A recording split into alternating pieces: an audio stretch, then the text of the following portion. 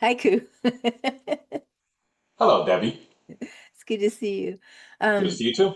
so we're talking, this is Debbie with By.Storytellers. We're talking with Koo of Koo Worldwide. And Koo, you've been in the industry a really long time. What are you doing these days? Yeah, thank you, Debbie. That's right. I've been in the industry since the 1980s, and the industry specifically I'm in is book publishing, um, and pop culture, entertainment, and all those things that are connected. Nowadays, I'm kind of doing two things. One of my primary business is mergers acquisitions in the publishing, entertainment, pop culture industry. But in addition, I also do advisory and consulting work for companies in the same industry, primarily in business development, such as launching new products, new channel, new country, new language, new market. Oh, that's great. I'm sure there are a lot of publishers that want to expand into new markets, especially with anime and manga, right? US publishers. Well, I would say that pretty much every company, every creator, every writer, right, is always looking to expand your business.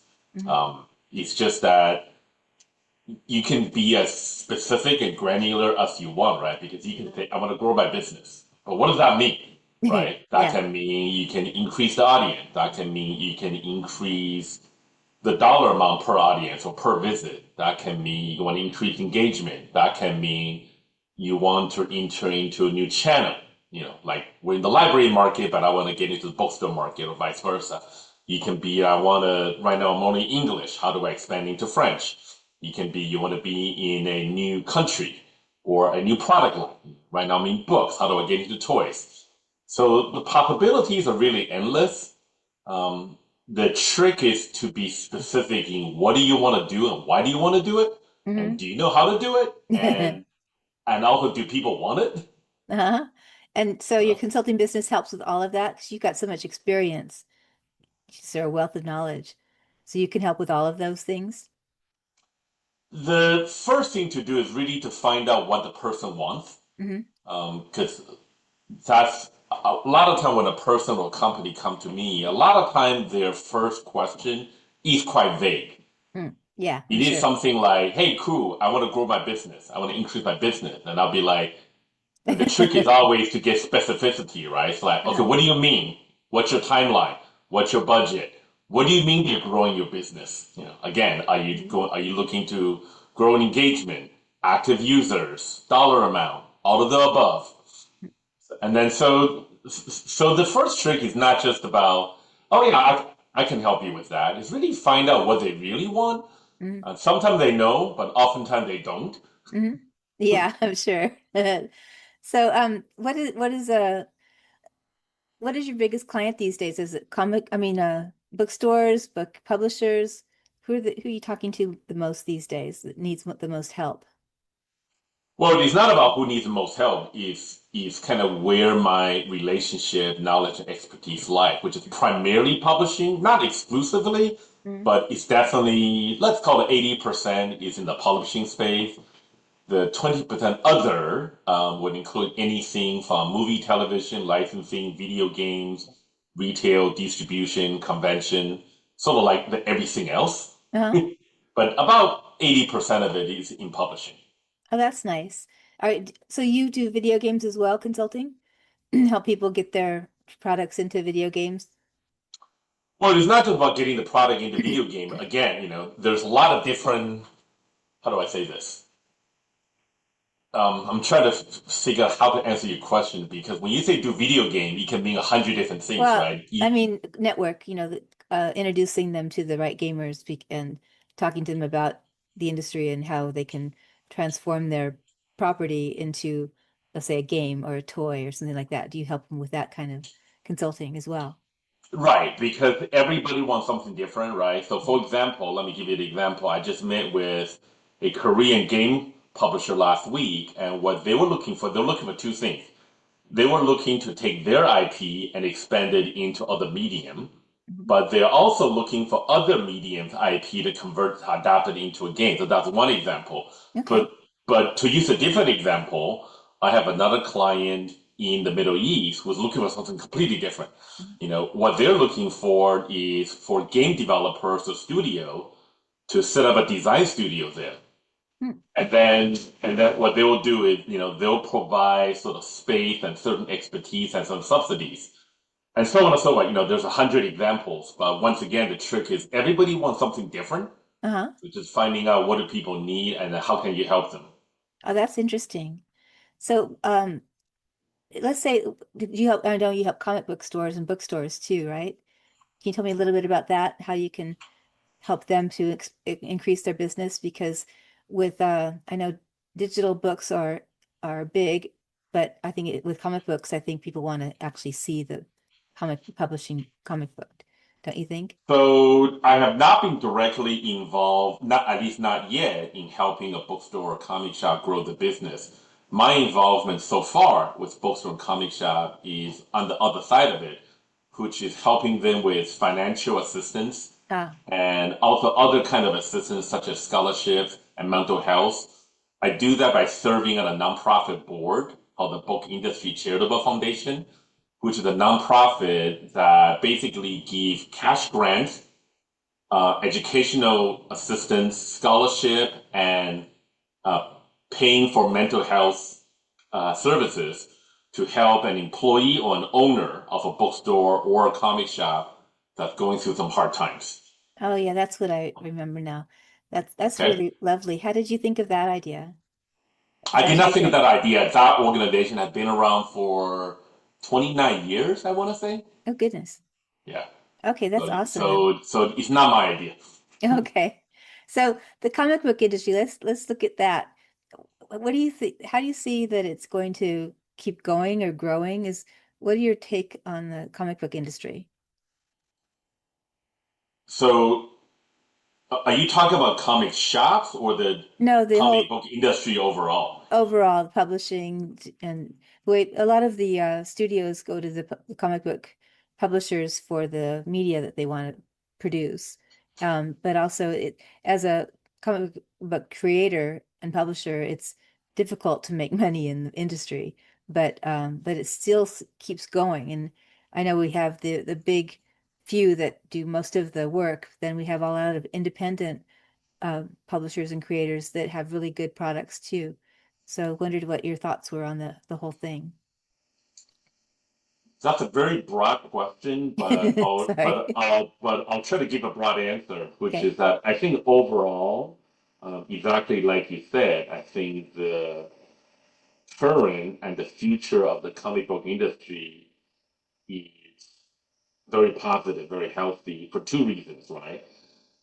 The first reason is that the global audience, right, the global consumers, people who read, who watch, who listen, who play, are quite interested in content that is generated from the comic industry, right? Mhm. A lot of the genres that are very endemic to the comic book industry, your action, science fiction, fantasy, horror, adventure stories, the romantic stories, uh, perform really well on a global scale, right? They do well in Brazil, they do well in Spain, they do well in the US, they do well in Singapore, and so on and so forth. So that's on one hand. On the other hand, you have this, I think you have a very robust ecosystem of studios, game developers, publishers, toy maker, collectible company, apparel company, everything from Uniqlo, right, to Funko that want to serve that audience Mhm. with adjacent products where the content come out of the comic book industry, right? So this obviously can be your mainstream IPs such as Wonder Woman or Iron Man, but you also have some really, like you were saying, some very successful independent IPs from the US, such as Umbrella Academy or The Invincibles. And then you layer on top of that, which is content coming from Korea, from Japan, from China, from Thailand, from France, and the appetite just seems insatiable. The last thing I would say about what you said about it seems, very difficult to make money successful in the comic book industry. I would say that that's true of every single industry that you can think of. Oh, I don't care okay. you're running a gas station or a restaurant. It is really, really hard to succeed. Majority of business fail no matter what field you're in, If you find an industry where everybody succeeds, let me know. I will go do that. Well, you have so much knowledge. What do you have any advice for any business owners on, I mean, practical advice? You've got so much knowledge. I don't know that I am necessarily qualified to give product advice. I think my role is to help, right? My role is to help you as a business owner make money, save time. I think my job is not that different than a coach, right? So Okay. what I mean by that is that you could already be a very successful entrepreneur or singer or tennis player or whatever or chef. That doesn't mean you cannot get better. And sometimes the way to get better is to either have someone else push you, kind of like the way a producer would do, a producer will kind of try to get the best out of a musician, and or simply to have someone else as a mirror, to be able to reflect back what sometimes it's hard to see yourself. So that's why I answer so many questions of a lot of my job is just to really get the client to understand what they really want and why do they want it. Hmm. And once we can figure that out, then we can figure out, how to help them. But to answer your original question, I think one of the things that I always challenge people is business owner is to be very clear what your intentions are. Meaning, is this a hobby or is this a business? It doesn't mean that two things cannot intersect, but quite often they're very different. Hmm. Because to run it as a business, it can mean a lot of different things, right? To run a business, you could be profit driven, Hmm. and or you can be growth driven, which means you reinvest the profit to grow Hmm. the business. But if this is a hobby, then that's completely different. Because Yeah. then you're gonna do what you think is right, not necessarily what works. Again, I'm not saying which model is right or wrong. I'm more saying that just be very clear where do you sit and what your timeline is. Mhm. Oh, okay, that's yeah, good advice. So, what are you doing? What are you spending most of your time on these days? So again, I have three jobs, right? I got the mergers acquisition job, so you spend time on that. We can come back to that later. I have my advisory consulting job, and then the third job is what I mentioned earlier, which is I serve on the board of a nonprofit that's helping people in bookstores and comic shops. Yeah, So those are my three jobs. that's very nice. So let's talk about the mergers and acquisitions. So, what do you? I know that basically you look for companies and figure out the feasibility of whatever they want to do. But can you tell me a little bit about what you do with that? Yeah, absolutely. So there's kind of two parts, right? So you got the buy side and the sell side, right? So with Star Wars, the sell side, right? So on the sell side, it basically means that I I'm representing a company. Let's say it's your company, Okay. for the sake of discussion, and I represent you to sell your company. So everything that's involved includes to work through your operations, financials, to make sure everything is buttoned up, everything is accurate. There are certain things we can do structurally to maximize the value of your company. There is strategy, right?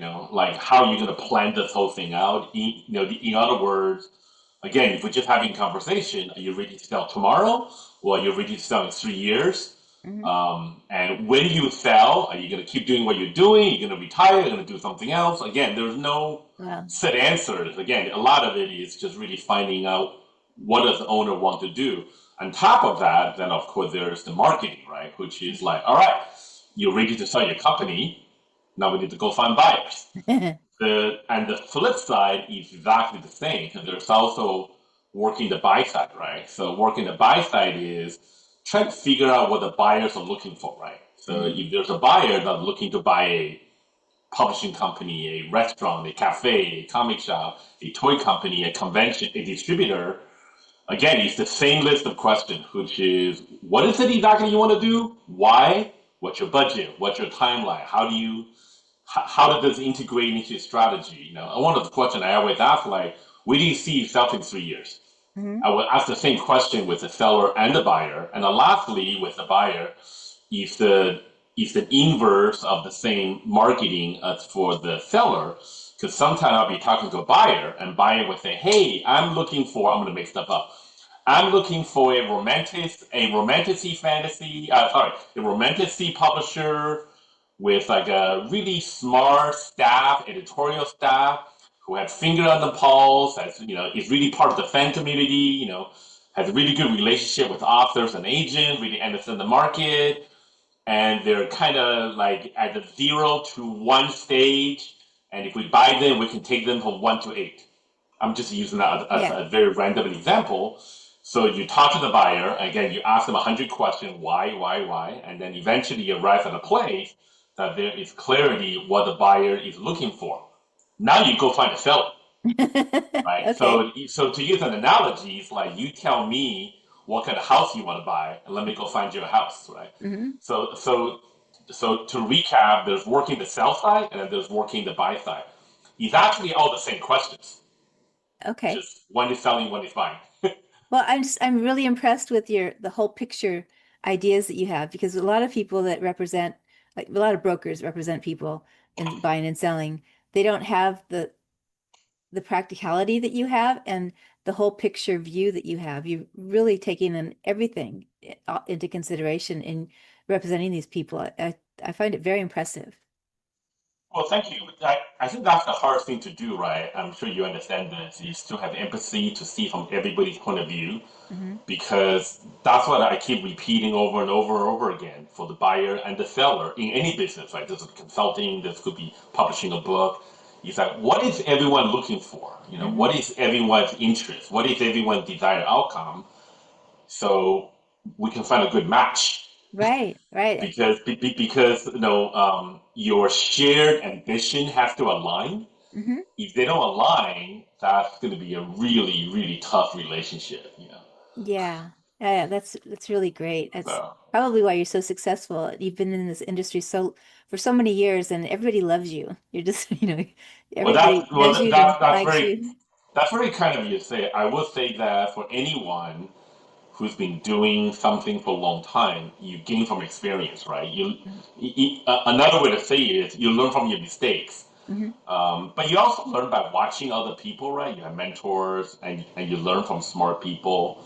And the last thing I would say that um, another benefit from doing something for a long time is a lot of times you have sat at every seat in the table. Hmm. So use myself as an example, but this could be true of you or anyone else we're talking about who's been in the industry for a long time.